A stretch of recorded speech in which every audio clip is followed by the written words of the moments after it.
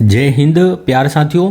इस क्लास में हम सभी एग्जामों के लिए मोस्ट इम्पोर्टेंट और जो बिहार कॉन्स्टेबल है उसके लिए इम्पोर्टेंट जो जीके जी से बार बार एग्जाम में रिपीट होता है उसका रिवीजन करने वाले, जो बार बार एग्जाम में घूम के क्वेश्चन आते हैं उनको देखने वाले हम। सभी सब्जेक्ट के क्वेश्चन होंगे इसमें, अधिकांश वही फैक्ट होंगे जो आपको एग्जाम में पूछे जाते हैं लगातार और जो कि सामान्य व्यक्ति भी सही करके आता है। तो आपको भी इन फैक्टों की बार बार रिवाइज करने की आवश्यकता होती है। तो इस क्लास को आप पूरा जरूर देखिएगा, आपका बेस्ट जो है रिवीजन होगा। जो मोस्ट फैक्ट होते हैं इंपॉर्टेंट उनका, बिना आपका फालतू टाइम वेस्ट के। तो देखते हैं हम सतपुड़ा श्रेणी की सबसे ऊंची चोटी कौन सी है। तो सतपुड़ा श्रेणी पहली बात किस राज्य में है, तो यह सतपुड़ा श्रेणी का विस्तार मुख्यतः मध्य प्रदेश में, लेकिन गुजरात और जो छत्तीसगढ़ है यहाँ पर भी इसका विस्तार है। गुरु शिखर, तो जो अगर बात करें सतपुड़ा श्रेणी की सबसे ऊंची चोटी कौन सी है, तो धूपगढ़ है, मध्य प्रदेश में स्थित है और 1350 मीटर इसकी ऊंचाई होती है। गुरु शिखर किसकी सर्वोच्च चोटी है, तो यह राजस्थान में स्थित है और अरावली पर्वत की सर्वोच्च चोटी है और राजस्थान की भी सर्वोच्च चोटी है 1700। जो इसकी ऊंचाई है कितनी है गुरु शिखर चोटी की, तो 1722 मीटर इसकी ऊंचाई है गुरु शिखर चोटी की और ये माउंट आबू पे स्थित है राजस्थान में। अन्नाईमुड़ी यह दक्षिण भारत की सर्वोच्च चोटी है और अन्नामलाई पर्वत पर स्थित है। अमरकंटक जो सतपुड़ा श्रेणी है इसी का भाग है, जो कि जो अनूपपुर जिला है मध्य प्रदेश का, वहाँ पर इसका विस्तार है और यहाँ से जो सोन नर्मदा नदी है इनका उद्गम होता है और जोहिला नदी का भी उद्गम होता है अमरकंटक से। अगर बात करेंगे नर्मदा नदी ऐसी है जो भ्रंश घाटी में प्रवाहित होती है और जो हम प्रायद्वीपीय भारत की अधिकांश नदियाँ देखते हैं वो पश्चिम से पूर्व की ओर प्रवाहित होती है, लेकिन जो हमारी नर्मदा नदी है यह भ्रंश घाटी में पूर्व से पश्चिम की ओर प्रवाहित होती है और जो खंबात की खाड़ी है गुजरात में यहाँ पर अपना मुहाना बनाती है नर्मदा नदी। अगर बात करें दोदा बेटा की, तो यह नीलगिरी की सर्वोच्च चोटी है, जहाँ पर पश्चिमी घाट और पूर्वी घाट का मिलन बिंदु होता है उसे कहा जाता है नीलगिरी घाट और इसकी सर्वोच्च चोटी कौन सी है, दोडा बेटा नीलगिरी की सर्वोच्च चोटी है। आगे देखते हैं नेक्स्ट, निम्नलिखित में से कौन सी रेखा भारतीय भूमि से होकर गुजरती है, तो कौन सी रेखा, कर्क रेखा भारतीय भूमि भारत को दो भागों में बांटती है और दो भागों में बांटने के साथ ही भारत को दो कटिबंधों में भी बांट देती है। इसे जो कर्क रेखा के दक्षिण में जो हिस्सा होता है इसे उष्ण कटिबंधीय क्षेत्र कहा जाता है और इसे जो कर्क रेखा के उत्तर में है जो उत्तर भारत का क्षेत्र है इसे उपोष्ण कटिबंधीय क्षेत्र के अंतर्गत आता है। कर्क रेखा हमारे कितने राज्यों से होकर गुजरती है, 8 राज्यों से होकर गुजरती है। इन राज्यों का क्रम देख लेते हैं हम, गुजरात, राजस्थान, मध्य प्रदेश, छत्तीसगढ़, झारखंड, वेस्ट बंगाल, त्रिपुरा और मिजोरम। इन 8 राज्यों से होकर जो हमारी कर्क रेखा गुजरती है और इसका 23.5 डिग्री जो 23.5 डिग्री नॉर्थ अक्षांश होती है जो हमारी कर्क रेखा है। अगर हम देखें मालदीव जो एशिया महाद्वीप है हमारा, एशिया महाद्वीप के दक्षिण से होकर जो कर्क रेखा जो मकर रेखा है, सॉरी जो विषुवत रेखा है, जो हमारी 0 डिग्री अक्षांश रेखा है विषुवत रेखा यह गुजरती है। तो जो एशिया महाद्वीप के 2 देश है मालदीव और इंडोनेशिया, मालदीव और इंडोनेशिया का कुछ क्षेत्र ऐसा है जहाँ से होकर विषुवत रेखा गुजरती है। अन्यथा जो एशिया महाद्वीप पे ये पूर्णतः किस गोलार्ध में स्थित है, उत्तरी गोलार्ध में स्थित है। जो दक्षिणी गोलार्ध में मालदीव और इंडोनेशिया के कुछ द्वीप आते हैं जो विषुवत रेखा के दक्षिण में स्थित है या विषुवत रेखा पर स्थित है। आगे देखते हैं हम, निम्नलिखित में से किस दर्रे को जम्मू और श्रीनगर को जोड़ने वाले गेट के रूप में जाना जाता है। तो प्रमुख दर्रों को देख लेते हैं, कौन सा दर्रा किसे जोड़ता है आपस में। अगर आप लेह से श्रीनगर जाना चाहते अगर आप, तो आपको जोजिला दर्रे से होकर जाना होगा, जोजिला दर्रे से आपको होकर लेह से श्रीनगर जाएंगे। अगर आपको जम्मू से श्रीनगर जाना है, आप जम्मू से श्रीनगर जाना चाहते हैं तो आपको बनिहाल दर्रा मिलेगा। तो जम्मू से श्रीनगर कौन सा, तो बनिहाल दर्रा जोड़ता है और जो लेह से श्रीनगर को कौन जोड़ता है, तो जोजिला दर्रा जोड़ता है। अगर आप हिमाचल प्रदेश से अगर लद्दाख जाना चाहते, हिमाचल प्रदेश से लेह जाना चाहते तो आपको रोहतांग दर्रे से होकर गुजरना पड़ेगा और जो अटल टनल भी किसके अंतर्गत आती है, रोहतांग दर्रे के अंतर्गत आती है। अगर महत्वपूर्ण और दर्रे देखें, बोमडीला और दीफू दर्रा हमें कहाँ पर देखने को मिलता है, तो अरुणाचल प्रदेश में है बोमडीला और दीफू दर्रा। लिपुलेख, माना और नीति दर्रा कहाँ पर स्थित है, तो यह उत्तराखंड में स्थित है, लिपुलेख, माना और नीति दर्रा। शिपकिला दर्रा कहाँ पर स्थित है, तो यह सतलज नदी भारत में इससे प्रवेश करती है और हिमाचल प्रदेश में स्थित है हमारा शिपकिला दर्रा, ये आपको ध्यान रखना है। और अरुणाचल प्रदेश में ही कौन सा, यांगयाब दर्रा भी स्थित है और यांगयाब दर्रे वजह से ये ब्रह्मपुत्र जो नदी है, ब्रह्मपुत्र नदी भारत में प्रवेश करती है, ये आपको ध्यान रखना है। नाथुला दर्रा कहाँ पर देखने को मिलेगा आपको, तो नाथुला दर्रा कहाँ पर है, और जेलेपला, तो ये दोनों दर्रे आपको सिक्किम में देखने को मिलेंगे। आगे देखते हैं हम, काली एवं तीस्ता नदियों के बीच के हिमालय को कौन सा प्रादेशिक भाग स्थित है। काली और तीस्ता नदी के बीच में हिमालय का कौन सा भाग स्थित है, तो नदियों के आधार पर हिमालय का विभाजन किया गया था। और किसने किया था यह, तो जो भूगोलविद सिडनी बुर्नार्ड थे, सिडनी बुर्नार्ड, इनके द्वारा नदियों के आधार पर हिमालय का विभाजन किया था। तो ये यहाँ पर काली और तीस्ता नदियों के मध्य के हिमालय को पूछ रहा है। तो काली और तीस्ता नदी के मध्य जो हिमालय का भाग आता है उसे नेपाल हिमालय के नाम से जाना जाता है। ये प्रमुख नदियां हैं, इनके जो बीच में हिमालय का जो हिस्सा आता है, जो भाग आता है, उसको अलग अलग क्षेत्र में हम अलग नाम से जानते हैं। जैसे सिंधु और सतलज के मध्य जो हिमालय है इसे पंजाब हिमालय के नाम से जानते हैं।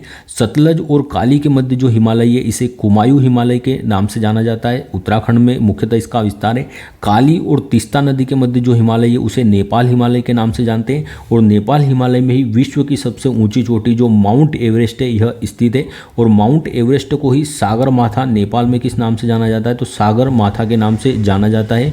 और तिब्बत में इसे ही चोमोलुंगमा की चोटी के नाम से जाना जाता है, माउंट एवरेस्ट को। और तीस्ता और दिहांग नदी या ब्रह्मपुत्र नदी के मध्य अगर देखेंगे, आप इसे ब्रह्मपुत्र भी मान सकते हैं, तो अगर तीस्ता और ब्रह्मपुत्र के मध्य देखेंगे तो असम हिमालय जो स्थित है, तीस्ता और जो ब्रह्मपुत्र नदी है इसके मध्य। और सर्वाधिक जैव विविधता कहाँ पर पाई जाती है, तो असम हिमालय में हमें सर्वाधिक जैव विविधता देखने को मिलती है। अब जलप्रपात देख लेते हैं। प्रमुख जलप्रपात शिव समुद्रम जलप्रपात कहाँ पर स्थित है, तो यह कावेरी नदी पर स्थित है और कर्नाटक में स्थित है, कावेरी नदी पर शिव समुद्रम जलप्रपात। और मेट्टूर बांध कहाँ पर स्थित है, तो तमिलनाडु में स्थित है मेट्टूर बांध। धुआंधार जलप्रपात की बात करें तो यह नर्मदा नदी पर है, जबलपुर में। और ओमकारेश्वर बांध भी कहाँ पर है, तो नर्मदा नदी पर है। और जो सरदार सरोवर परियोजना है, सरदार सरोवर डैम भी किस पर है, तो यह भी नर्मदा नदी पर है। और कहाँ पर है, गुजरात में है सरदार सरोवर। दूध सागर यह कहाँ पर है, तो मांडवी नदी पर है। दूध सागर कहाँ, जो दूध सागर जलप्रपात कहाँ पर है, तो यह मांडोवी नदी है उस पर है, मांडोवी नदी पर।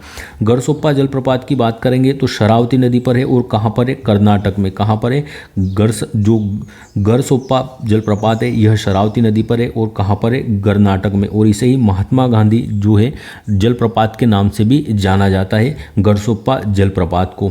अगर बात करें उकाई परियोजना किस पर है, उकाई परियोजना तो यह ताप्ती नदी पर है। कहाँ पर है, ताप्ती नदी पर है। और किस राज्य में है, तो गुजरात में स्थित है उकाई परियोजना। और किस पर है, ताप्ती नदी पर है। और कांकरापारा यह भी परियोजना किस नदी पर है, तो उकाई और कांकरापारा दोनों ताप्ती नदी पर है। और कहाँ पर, गुजरात में स्थित परियोजना है। अगर चंबल नदी की बात करेंगे तो चंबल नदी पर कौन सा जलप्रपात है, जो कि इंदौर के पास में आता है। तो जो इंदौर के पास में आता है उस जलप्रपात किस नदी पर है, चंबल नदी पर है। चंबल नदी का उद्गम कहाँ से होता है, तो महू में जाना पाऊ की पहाड़ी, महू में जाना पाऊ की पहाड़ी है, जाना पाऊ की पहाड़ी से चंबल नदी का उद्गम होता है। और ये यमुना की सबसे बड़ी सहायक नदी है। यमुना की सबसे बड़ी सहायक नदी कौन सी है, तो चंबल नदी जो है यमुना की सबसे बड़ी सहायक नदी है। ये आपको ध्यान रखना है कि यमुना नदी जो है इसकी यमुना नदी की सबसे बड़ी सहायक नदी चंबल है। और यमुना किसकी सबसे बड़ी सहायक नदी है, तो गंगा की सबसे बड़ी सहायक नदी कौन सी है, तो गंगा की सबसे बड़ी सहायक नदी कौन सी है आपकी, तो यह यमुना है। यमुना गंगा की सबसे बड़ी जो सहायक नदी है। और प्रयागराज में इनका संगम होता है। आगे देखते हैं, भारतीय मानक समय अंश पूर्वी देशांतर के अनुरूप है। अर्थात जो भारतीय मानक समय रेखा है वह कौन से है, भारतीय मानक समय रेखा जिसके आधार पर संपूर्ण भारत में जो टाइम है जो उसका निर्धारण किया जाता है समय का, तो 82.5 डिग्री पूर्वी देशांतर, जो 82.5 डिग्री पूर्वी देशांतर रेखा है, 82.5 डिग्री पूर्वी देशांतर, यह भारत की मानक समय रेखा है। और कितने राज्यों से होकर गुजरती है, 5 राज्यों से होकर गुजरती है भारत की मानक समय रेखा। भारत की मानक समय रेखा यह GMT जो ग्रीनविच रेखा है उससे कितनी 82.5 डिग्री अक्षांश पूर्वी अक्षांश इसका जो मान है।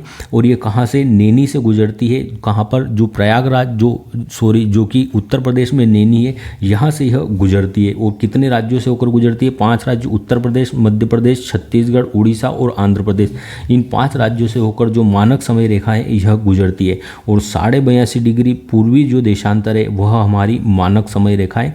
और जो GMT है इससे कितना आगे है, तो 5.5 घंटे आगे, अर्थात यहाँ पर अगर 12 बज रहे हैं तो यहाँ पर भारत में 5.5 बज रहे हैं। अगर दोपहर के यहाँ पर 12 बज रहे हैं GMT पे 0 डिग्री अक्षांश रेखा, 0 डिग्री देशांतर रेखा पर, तो 82.5 डिग्री देशांतर रेखा जो पूर्वी है यहाँ पर कितने बज रहे होंगे, तो यहाँ शाम के 5:30 बज रहे होंगे। 5.5 घंटे का समय आगे है, क्योंकि जो एक देशांतर पार करने में 4 मिनट का समय लगता है, तो 82.5 देशांतर पार करने में 330 मिनट का समय लगेगा, और जो कि 5.5 घंटे होता है। आगे देखते हैं निम्नलिखित में से कौन सी फसल खरीफ की फसल है। तो खरीफ की फसलें कब बोई जाती है, तो जब मानसून का समय होता है तब जो है खरीफ की फसलों की बुआई होती है। तो मानसून के समय खरीफ की फसलें बोई जाती है जून जुलाई में, और सितंबर अक्टूबर माह में इन्हें काट लिया जाता है खरीफ की फसलों को। अगर रबी की फसलें देखें जो शीतकाल में होती है उन्हें रबी की फसलें कहा जाता है, जैसे गेहूँ, चना, आलू, सरसों, मटर, राई, जौ, ये सब किसकी फसलें, तो ये शीतकाल की फसलें रबी के मौसम की। और जो शीतकाल में मावठ गिरता है, जो ओस की बूंदे जो मावठ गिरता है उसे क्या कहा जाता है, तो रबी की फसल के लिए इसे गोल्डन ड्रॉप कहा जाता है मावठ को, जो कि शीतकाल की फसलों के लिए एक गोल्डन ड्रॉप अर्थात जो उनके उत्पादन में वृद्धि के लिए महत्वपूर्ण होता है। नेक्स्ट देखते हैं पश्चिम बंगाल में ओस, अमन और बोरो शब्द किस फसल से संबंधित है। तो किस फसल की प्रजातियां है ओस, अमन, बोरो, तो यह चावल की प्रजातियां है। और गोल्डन राइस की अगर बात करें तो इसमें कौन सा विटामिन होता है, विटामिन ए होता है गोल्डन राइस में। और अभी विटामिन जो गोल्डन राइस है इस पर प्रतिबंध लगाने वाला देश कौन सा है, तो फिलीपींस ने अपने यहाँ पर अभी गोल्डन राइस पर प्रतिबंध लगा दिया है। और इसमें कौन सा विटामिन होता है, तो विटामिन ए होता है गोल्डन राइस में। निम्न में से कौन सा रामसर स्थल हिमाचल प्रदेश में है, तो जो रेणुका झील है ये कहाँ पर देखने को मिलेगी हमें, तो रेणुका झील है जो यह हमें हिमाचल प्रदेश में देखने को मिलेगी। और वर्तमान में कितने स्थल हो चुके हैं, अभी वर्तमान में कितने स्थल हो चुके हैं, तो जो हमारे वर्तमान में 89 गुण 90 स्थल हो चुके हैं कहाँ, रामसर सूची में। और रामसर कन्वेंशन कब होता है, तो 2 फरवरी 1971 को इसका जो ईरान का रामसर शहर है यहाँ पर इसका आयोजन होता है। और 2 फरवरी को हम आर्द्रभूमि दिवस के रूप में भी मनाते हैं। और कुल 89 गुण 90 साइट जो रामसर साइट भारत में हो चुकी है। और सर्वाधिक कहाँ पर है, तो सर्वाधिक अभी तमिलनाडु में है। और एशिया में सर्वाधिक कहाँ किस देश में है, अगर रामसर साइट है वर्तमान में, तो एशिया में सर्वाधिक रामसर साइट है कहाँ पर, भारत में है अभी कुल 90। और कप्पड़ और चल अभी बीच को कप्पड़ और चल बीच को अभी इस रामसर सूची में शामिल किया। ये किस राज्य में स्थित है, तो केरल के जो बीच है इन्हें भी शामिल किया गया था। अगर बात करें भारत का फर्स्ट ऐसा कौन सा स्थल है जो रामसर सूची में शामिल हुआ था, तो यह चिल्का झील है उड़ीसा में। चिल्का झील है उड़ीसा में ही जो ओलिव रिडले कछुए, अभी ओलिव रिडले कछुए ने जो बड़ी मात्रा में लगभग 7 लाख की संख्या में जो यहाँ पर आकर प्रजनन किया है, और जो ओलिव रिडले कछुए हैं, तो ये कहाँ पर आते हैं, तो जो भीतरकनिका है, यहाँ पर जो भीतरकनिका स्थान है, ऋषिकुंडा बीच है यहाँ पर उड़ीसा में, यहाँ पर जो है जो ओलिव रिडले कछुए आते हैं प्रजनन के लिए। नागी और नकटी जो पक्षी अभ्यारण्य कहाँ पर है, तो यह बिहार में नागी और नकटी पक्षी अभ्यारण्य। बेम्बानाथ और अष्टमुदी झीलें कहाँ पर है, तो ये केरल में है। और केरल में इन्हें स्थानीय भाषा में क्या कहा जाता है, जो बेम्बानाथ अष्टमुदी झीलें, तो कयाल के नाम से जाना जाता है इनको, जो केरल में। और केरल में जो तटीय रेत है इसमें कौन सा जो हमें परमाणु खनिज प्राप्त होता है, तो यहाँ पर हमें थोरियम की प्राप्ति होती है। किसकी प्राप्ति होती है, थोरियम की। और यहाँ पर जो रेत होती है उसे क्या कहा जाता है, तो मोनोजाइट रेत कहा जाता है। और मोनोजाइट रेत के अंतर्गत हमें थोरियम की प्राप्ति होती है। लोकटक झील की अगर बात करेंगे तो यह मणिपुर में स्थित है। और नॉर्थ ईस्ट इंडिया जो दक्षिण पूर्वी भारत है हमारा, इसकी सबसे बड़ी मीठे पानी की झील कौन सी है, लोकटक झील है। और यहीं पर एक राष्ट्रीय उद्यान स्थित है जिसे तैरता हुआ राष्ट्रीय उद्यान कहा जाता है। केबुल लामझाओ राष्ट्रीय उद्यान कहाँ पर स्थित है, मणिपुर में स्थित है। प्रमुख बंदरगाहों की बात कर लेते हैं। अगर बंदरगाह देखेंगे तो तूतीकोरिन बंदरगाह कहाँ पर है, तो तूतीकोरिन और एन्नोर बंदरगाह हमें तमिलनाडु में देखने को मिलेंगे। कांडला बंदरगाह कहाँ पर है, गुजरात में है। और इसका नया नाम क्या हो चुका है, दीनदयाल उपाध्याय बंदरगाह हो चुका है कांडला नाम का। और ये स्पेशल इकोनॉमिक जोन है, जो कांडला बंदरगाह है ये स्पेशल इकोनॉमिक जोन के अंतर्गत आता है। मुर्मू गोवा बंदरगाह कहाँ पर स्थित है, गोवा में स्थित है। न्यू मंगलोर बंदरगाह आंध्र प्रदेश में स्थित है। और विजिंगम कहाँ पर है, तो केरल में स्थित है विजिंगम बंदरगाह। ये आपको ध्यान रखना है, विजिंगम कहाँ पर है, केरल में स्थित है विजिंगम बंदरगाह। आगे देखते हैं हम, नेक्स्ट प्रश्न है, भारत की 2011 की जनगणना के अनुसार निम्नलिखित में से किस राज्य की जनसंख्या घनत्व 17 व्यक्ति प्रति वर्ग किलोमीटर है, अर्थात सबसे कम जो जनसंख्या घनत्व है कहाँ पर है, तो जो सबसे कम जनसंख्या घनत्व है ये कहाँ पर है, अरुणाचल प्रदेश में। जो प्रति वर्ग किलोमीटर में जो मानव निवास करता है उसे जनसंख्या घनत्व कहा जाता है प्रति वर्ग किलोमीटर में। और सबसे कम मानव जनघनत्व कहाँ पर है भारत में, तो यह हम अरुणाचल प्रदेश में 17 व्यक्ति प्रति वर्ग किलोमीटर निवास करते हैं। अगर मैक्सिमम देखें सर्वाधिक कहाँ पर है, तो अगर राज्यों में देखेंगे तो बिहार में सर्वाधिक जनघनत्व है। और अगर यूनियन टेरिटरी को भी शामिल कर लेते हम तो सर्वाधिक जनघनत्व हमें दिल्ली में देखने को मिलेगा। और मिनिमम कहाँ पर है, तो मिनिमम हमने देखा अरुणाचल प्रदेश में। अगर मिनिमम जनसंख्या पूछ ले, मिनिमम जनघनत्व तो कहाँ का है, अरुणाचल प्रदेश का है। लेकिन मिनिमम जनसंख्या पूछ ले कि मिनिमम जनसंख्या किस जो है हमारे राज्य की है, तो सिक्किम की जो मिनिमम जनसंख्या, सबसे कम जनसंख्या कहाँ की है, सिक्किम की है। और मैक्सिमम कहाँ पर है, सर्वाधिक जनसंख्या कहाँ पर है, तो यह उत्तर प्रदेश में सर्वाधिक जनसंख्या। अगर बात करें ऋणात्मक वृद्धि वाला एकमात्र राज्य कौन सा था, 2011 की जनगणना के अनुसार एकमात्र ऐसा राज्य जहां पर जनसंख्या वृद्धि होने की बजाय जनसंख्या में कमी हुई थी, तो यह नागालैंड राज्य था। अब प्रमुख खानों की बात कर लेते हैं, प्रमुख जो खदानें हैं उनकी बात कर लेते हैं, वहां से किस खनिज का उत्पादन होता है। कोलार की खान है, जो कोलार और हट्टी की खान, इससे आपको पता है कि सोने का जो है निक्षेप या सोने की प्राप्ति होती है यहाँ पर। और कर्नाटक में स्थित है कोलार और हट्टी की खान। कोरापुट कहाँ पर, यह बॉक्साइट के लिए प्रसिद्ध है। और कहाँ पर स्थित है, उड़ीसा में स्थित है कोरापुट। खेतड़ी, ये तो प्रसिद्ध तांबे की खान है खेतड़ी, और किसके लिए, तांबे के लिए प्रसिद्ध है, राजस्थान की। डिगबोई की बात करें तो यह असम में स्थित है। और भारत का पहला तेल का कुआं कहाँ पर खोदा गया था या कहाँ पर प्रारंभ हुआ था, तो यह डिगबोई असम में हुआ था। हीरा कहाँ पर मिलता है हमें, तो जो पन्ना है मध्य प्रदेश में, पन्ना जिला, यहाँ से हमें हीरे की प्राप्ति होती है। 2000 जनगणना की अगर पुनः बात करें, 2000 जनगणना के कुछ आंकड़े, अगर बात करें पुरुष महिला के मध्य सर्वाधिक शिक्षा में अंतर किस राज्य में देखा गया है, अर्थात पुरुष और महिला में जो गैप है साक्षरता में, ये सबसे अधिक किस राज्य में थी, तो ये सबसे अधिक हमें राजस्थान में देखने को मिलती है। साक्षरता की अगर बात करें तो भारत की साक्षरता जो प्रतिशत, ये दर कितनी है, तो 73% जो है भारत की साक्षरता दर है। मैक्सिमम साक्षरता कहाँ पर है, सर्वाधिक शिक्षित लोग कहाँ पर निवास करते हैं, केरल राज्य में। और मिनिमम सबसे कम साक्षरता दर कहाँ पर है, बिहार में है। अगर अनुसूचित जनजाति आबादी की बात करें तो सर्वाधिक अनुसूचित जनजाति आबादी कहाँ पर निवास करती है, सर्वाधिक, तो जनसंख्या में अगर अनुसूचित जनजाति को देखेंगे आप तो मध्य प्रदेश में सर्वाधिक निवास करती है। लेकिन प्रतिशत के आधार पर देखेंगे तो प्रतिशत के आधार पर सर्वाधिक कहाँ पर, मिजोरम में निवास करती है अनुसूचित जनजाति। और अनुसूचित जाति सर्वाधिक संख्या में कहाँ पर निवास करती है, तो उत्तर प्रदेश में सर्वाधिक संख्या में निवास करती है अनुसूचित जाति, अर्थात जो हमारा एससी वर्ग है यह सर्वाधिक जनसंख्या में कहाँ पर निवास करता है, उत्तर प्रदेश में। और इनका उल्लेख एसटी एससी आयोग है, इनका उल्लेख संविधान के किस आर्टिकल में हमें देखने को मिलता है, तो जो अनुसूचित जाति आयोग है इसका उल्लेख हमें आर्टिकल 338 के तहत मिलता है। और जो एसटी आयोग है, अनुसूचित जनजाति आयोग, इसका 338A के तहत हमें उल्लेख मिलता है। और जो ओबीसी है, पिछड़ा वर्ग आयोग, इसका उल्लेख हमें संविधान में 338B के अंतर्गत मिलता है। तो ये आपको ध्यान रखना है कि जो अनुसूचित जाति, अनुसूचित जनजाति और जो पिछड़ा वर्ग आयोग है इनका उल्लेख किस आर्टिकल में है, संविधान में। भूमध्य रेखा गुजरती है, अगर हम प्रमुख देशों को देखें तो किन किन देशों से होकर भूमध्य रेखा गुजरती है, तो अगर हम जो हमारा दक्षिण अमेरिका महाद्वीप है, दक्षिण अमेरिका महाद्वीप के देशों को देखें तो यहाँ से इक्वेडोर, कोलंबिया और ब्राज़ील, इक्वेडोर, कोलंबिया और ब्राज़ील से होकर भूमध्य रेखा गुजरती है। अगर अफ्रीका महाद्वीप के देशों को देखेंगे तो यहाँ से Somalia, Sao Tome, Gabon, Congo, Uganda और Kenya, Somalia, Sao Tome, Gabon, Congo, Uganda और केन्या, इन देशों से होकर भूमध्य रेखा गुजरती है अफ्रीका महाद्वीप के। अगर हम एशिया महाद्वीप में देखेंगे तो मालदीव, इंडोनेशिया और किरीबाती, इन 3 देशों से होकर जो भूमध्य रेखा गुजरती है। अगर बात करें भूमध्य रेखा को काटने वाली नदी कौन सी है, 2 बार काटने वाली नदी कौन सी है, तो जो कांगो नदी है, कांगो नदी ये भूमध्य रेखा को 2 बार काटने वाली नदी है।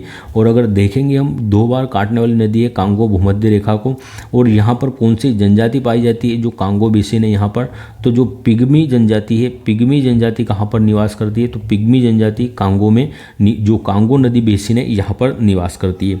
आगे देखते हैं हम दक्षिणी आल्प्स पर्वत। अगर पर्वतों की बात करें, दक्षिणी आल्प्स पर्वत कहाँ पर स्थित है, तो यह ऑस्ट्रेलिया में स्थित है। दक्षिणी आल्प्स पर्वत कहाँ पर स्थित है, ऑस्ट्रेलिया में। ग्रेट डिवाइडिंग रेंज कहाँ पर है, तो यह भी ऑस्ट्रेलिया में स्थित है, ग्रेट डिवाइडिंग रेंज। और जो ग्रेट डिवाइडिंग रेंज है ये ऑस्ट्रेलिया में है। और इसके अतिरिक्त जो प्रवाल है, ग्रेट प्रवाल, जो प्रवाल भित्ति है, वो भी कहाँ पर स्थित है, तो यह भी ऑस्ट्रेलिया में स्थित है। और आपको ध्यान में रखना है, दक्षिणी आल्प्स पर्वत कहाँ पर मिलता है, ऑस्ट्रेलिया में। यूरोप की सर्वोच्च चोटी कौन सी है, माउंट एल्ब्रूस, यह यूरोप की सर्वोच्च चोटी है। नॉर्थ अमेरिका है हमारा, इसकी सर्वोच्च चोटी माउंट डेनाली है। साउथ अमेरिका, दक्षिण अमेरिका की सर्वोच्च चोटी माउंट एकांकागुआ है। अफ्रीका की सर्वोच्च चोटी किलिमंजारो है, जो कि तंजानिया में आती है। ऑस्ट्रेलिया की सबसे ऊंची चोटी माउंट कोसियुस्को है। और जो है माउंट एवरेस्ट एशिया की सबसे ऊंची चोटी, माउंट एवरेस्ट एशिया की सबसे ऊंची चोटी है। तो ये आपको जो भी महाद्वीप है सातों, इन महाद्वीपों की सर्वोच्च चोटी को ध्यान में रखना है। अंटार्कटिका की सबसे ऊंची चोटी कौन सी है, जो अंटार्कटिका है इसे गतिशील महाद्वीप भी कहा जाता है, या फिर जो वैज्ञानिकों को समर्पित महाद्वीप भी किसे कहा जाता है, अंटार्कटिका को कहा जाता है। और माउंट विंसन मेसिव इसकी सर्वोच्च चोटी है। अब कुछ ज्वालामुखी देख लेते हैं, इन ज्वालामुखी कहाँ पर स्थित है। एटना, ये कहाँ पर स्थित है, इटली में स्थित है, एटना ज्वालामुखी। फ्यूजियामा जापान का है। पोपो, यह म्यांमार का ज्वालामुखी है। क्राकातोवा इंडोनेशिया का है। इसके अलावा माउंट ईबू, माउंट मेरापी और माउंट सिनाबुंग, ये भी कहाँ पर स्थित है, तो इंडोनेशिया में स्थित है। अगर बात करें किलौवा ज्वालामुखी कहाँ पर है, किलौवा ज्वालामुखी और मोनोलोवा ज्वालामुखी, मोनोलोवा और किलौवा ज्वालामुखी कहाँ पर स्थित है, तो ये दोनों ज्वालामुखी मोनोलोवा और किलौवा हमें कहाँ पर देखने को मिलते हैं, तो ये हमें हवाई द्वीप पर, जो यूएस है हवाई द्वीप, यहाँ पर ये हमें जो दिखाई या मिलते हैं। कौन कौन से ज्वालामुखी, मोनोलोवा और जो किलौवा है। अगर बात करें भूमध्य सागर का प्रकाश स्तंभ किसे कहा जाता है, तो स्ट्राम्बोली, जो स्ट्राम्बोली हमारा हमारा यह ज्वालामुखी है, इसे भूमध्य सागर का प्रकाश स्तंभ कहा जाता है। अब हम जो अर्थशास्त्र से संबंधित देखते हैं, भारतीय अर्थव्यवस्था वित्तीय वर्ष कब प्रारंभ होता है, तो 1 अप्रैल से 1 मार्च तक का जो है भारतीय अर्थव्यवस्था का वित्तीय वर्ष होता है। अगर पंचवर्षीय योजनाओं की बात करें, तो पहली पंचवर्षीय योजना हमारी 1951 से 1956 तक चलती है। दूसरी पंचवर्षीय योजना हमारी 1956 से 1961 तक चलती है। जो हमारी पहली पंचवर्षीय योजना है, यह हेरोडोमल जो मॉडल पर आधारित थी। हमारी दूसरी जो पंचवर्षीय योजना है, यह कौन से मॉडल पर आधारित थी, तो जो महालोबिस मॉडल पर आधारित थी हमारी दूसरी पंचवर्षीय परियोजना। 1961 से 1966 तक जो तीसरी पंचवर्षीय योजना चलती है। 1966, 67 और 68 3 वर्ष का जो है योजना काल का अवकाश आता है। इसके बाद 1969 से 1974 तक हमारी तीसरी पंचवर्षीय योजना चलती है। 1974 से 1978 तक चौथी पंचवर्षीय योजना चलती है। 1978, 1979 और 1980 तक ये फिर यहाँ पर योजना अवकाश आता है जो हमारा। इसके बाद 1980 से 1985 तक जो है योजना है हमारी जो चलती है। इसके बाद 1985 से 1990 के मध्य हमारी 7वें जो है पंचवर्षीय योजना रहती है। 1991-92 जब भारत में प्राइवेटाइजेशन, ग्लोबलाइजेशन जो है हुआ था, वैश्वीकरण, निजीकरण और उदारीकरण 1991 में, उस समय जो है भारत में पंचवर्षीय योजना है उनका अवकाश आता है। इसके बाद 1992 से 97 तक हमारी 8वीं पंचवर्षीय योजना थी। 1997 से 2002 तक 9वीं पंचवर्षीय योजना, 2002 से 2007 तक 10वीं पंचवर्षीय योजना, 2007 से 2012 तक 11वीं पंचवर्षीय योजना और हमारी अंतिम पंचवर्षीय योजना 2012 से 2017 तक चलती है और ये 12वीं हमारी जो है पंचवर्षीय योजना थी। आगे देखते हैं हम, खादी और ग्रामोद्योग आयोग की स्थापना किस पंचवर्षीय योजना के दौरान हुई थी, तो 1956 के एक्ट से स्थापित होता है खादी और ग्रामोद्योग आयोग। और 1957 जो दूसरी पंचवर्षीय पंचवर्षीय योजना थी। 1957 में दूसरी पंचवर्षीय योजना में जो है खादी और ग्रामोद्योग आयोग की स्थापना हो रही है। और ये किस मॉडल पर आधारित थी, तो पीसी महालोबिस मॉडल पर आधारित थी हमारी दूसरी पंचवर्षीय योजना। और भारी उद्योगों की स्थापना भी हमने हमारी दूसरी पंचवर्षीय योजना में की थी। और पहली पंचवर्षीय योजना किस पर हमारी फोकस थी, तो कृषि क्षेत्र पर जो हमारी पहली पंचवर्षीय योजना को फोकस रखा गया था। भारतीय बीमा विनियामक और विकास प्राधिकरण का मुख्यालय कहाँ पर स्थित है, तो भारतीय बीमा विनियामक और विकास प्राधिकरण का मुख्यालय कहाँ पर स्थित है, हैदराबाद में स्थित है। और जो बीमा क्षेत्र बीमा सेक्टर है इसको जो है पूर्णतः संभालने का कार्य करता है। अगर सिडबी की बात करें तो इसका मुख्यालय कहाँ है, सेंट्रल इंडस्ट्रियल जो डेवलपमेंट बैंक है इसका मुख्यालय कहाँ पर है, लखनऊ में। जो ISI है, जो हमारा जो राष्ट्रीय सांख्यिकी कार्यालय है कहाँ पर स्थित है, भारतीय राष्ट्रीय सांख्यिकी कार्यालय, तो यह कोलकाता में स्थित है। कहाँ पर, कोलकाता में स्थित है भारतीय राष्ट्रीय सांख्यिकी कार्यालय। आगे देखते हैं हम, नेक्स्ट है राष्ट्रीय ग्रामीण रोजगार गारंटी अधिनियम 2025 के तहत काम का अधिकार योजना को पहले चरण में कितने जिलों में लागू किया गया था। अर्थात जो ग्रामीण रोजगार गारंटी अधिनियम 2005 के तहत जिसे अब मनरेगा कहा जाता है, यह लागू हुई थी काम का अधिकार योजना के रूप में। तो पहले चरण में कितने जिलों में इसे लागू किया गया था, तो जिसे पहले नरेगा के नाम से जाना जाता था 2005 तक। 2 फरवरी 2006 से यह लागू होती है और 200 प्रारंभ में 200 जिलों में इसे लागू किया गया था। और इसका नाम मनरेगा कब होता है, महात्मा गांधी जो महात्मा गांधी ग्रामीण रोजगार गारंटी, इसका नाम कब होता है, तो 2 अक्टूबर 2009 को इसका नाम परिवर्तित कर दिया गया था जो मनरेगा है। आगे देखते हैं हम, स्टार्टअप इंडिया पहल ने उद्यमियों को समर्थन देने के उद्देश्य से कई कार्यक्रम शुरू किए। उद्यमियों को जो है समर्थन देने के लिए स्टार्टअप इंडिया पहल के तहत जो कई कार्यक्रम प्रारंभ होते हैं। तो स्टार्टअप इंडिया पहल कब प्रारंभ होती है, तो 16 जनवरी 2016 को स्टार्टअप इंडिया पहल प्रारंभ की गई थी। और 16 जनवरी को इसीलिए जो स्टार्टअप दिवस, राष्ट्रीय स्टार्टअप दिवस भी कब मनाया जाता है, 16 जनवरी को। 28 अगस्त 2014 को जनधन योजना प्रारंभ होती है। जनधन योजना जिस पर जीरो बैलेंस पर अकाउंट खोले गए थे। और वित्तीय समावेशन की सबसे बड़ी योजना कौन सी थी, 28 अगस्त 2014 को प्रारंभ होने वाली जनधन योजना थी। 22 जनवरी 2015 को पानीपत हरियाणा से बेटी बचाओ बेटी पढ़ाओ अभियान प्रारंभ होता है। और 1 मई 2016 को जो उज्ज्वला योजना प्रारंभ होती है, जिसके अंतर्गत जो फ्री है गैस सिलेंडर वितरित किए गए थे। शक्तिकांत दास जी यह 25वें गवर्नर थे हमारे RBI के। और अभी 26वें गवर्नर कौन बन गए RBI के, तो जो संजय मल्होत्रा जी है, संजय मल्होत्रा ये वर्तमान में 26वें क्रम के RBI के गवर्नर हो चुके हैं। और 26वें क्रम के जो कौन से हो चुके हैं, संजय मल्होत्रा जी हो चुके हैं। ओसबोर्न स्मिथ की अगर बात करें तो ओसबोर्न स्मिथ फर्स्ट हमारे गवर्नर थे RBI के। और फर्स्ट भारतीय गवर्नर कौन थे, तो CD देशमुख जी थे। और प्रधानमंत्री ऐसे कौन से जो गवर्नर भी रहे और देश के प्रधानमंत्री भी रहे, तो यह मनमोहन सिंह जी रहे। और अभी हाल में मनमोहन सिंह जी का निधन हुआ है।